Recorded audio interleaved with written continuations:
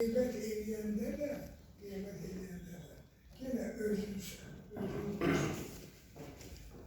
Ben sizleri çok istiyorum, günlerinde de olmuşam.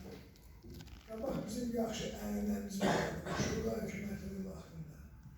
Biz görüşürdük, birbirimize yazılarımızı okuyorduk. Sonra yazılar çap olanda, kitap şeklinde birbirimize kitap bağışlıyorduk. Fərdi qaydada elə mükəmməl bir şəbəkədir ki, onun zamanında heç nə beğenmiyor.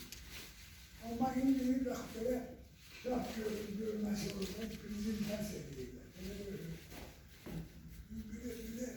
ki, nə bileyim, qabaq 2 nəfərin görüşüb bir-birinə kitab bağışlamalı, bundan daha belə ateşlidir, bundan daha belə nəysə, daha ürəyə yatardı. Daha tüm. Daha tüm şeyler. Tüm sen şeyler koşmuşlar.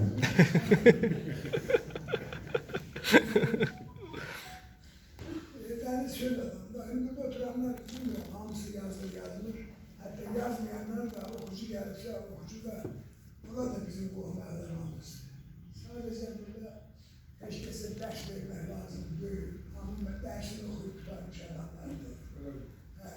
Ben de o fikirleri zaman ömür boyu məsləhət aldığıma göre məsləhət verməyə ki, vaxtım olmuyor, həvəsim olmuyor. Ben Erdeniz qardaşıma can sağlığı arzulayıram. Kitablar, kinolar, senarilər, bunlar hamısı mənbəyi Rusya müşkül, sağlamlıq. Sen canını arayandan sonra nə kitab, nə Şastakovich, nə Bach, nə Üzeyir Hacıbəyov, nə Yavuz Məmmədov, Müzeyir Sevdalı içinin her şeyiyle. Sana can sağlığı. Sağ ol, sağ ol. Çok sağ ol ki beni davet edin. Çoktan da seni görürüm. Seni öldürürüm. Bağrıma basıyorum. Ve üyeme de onu da vereceğim. Kale Hanım seninle ben tanışıyorum. Hayatta insan adamın nece kuşu bunlar.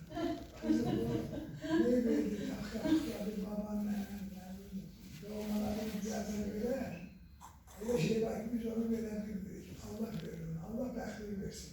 Sen de güven babanı güven. Sağ ol.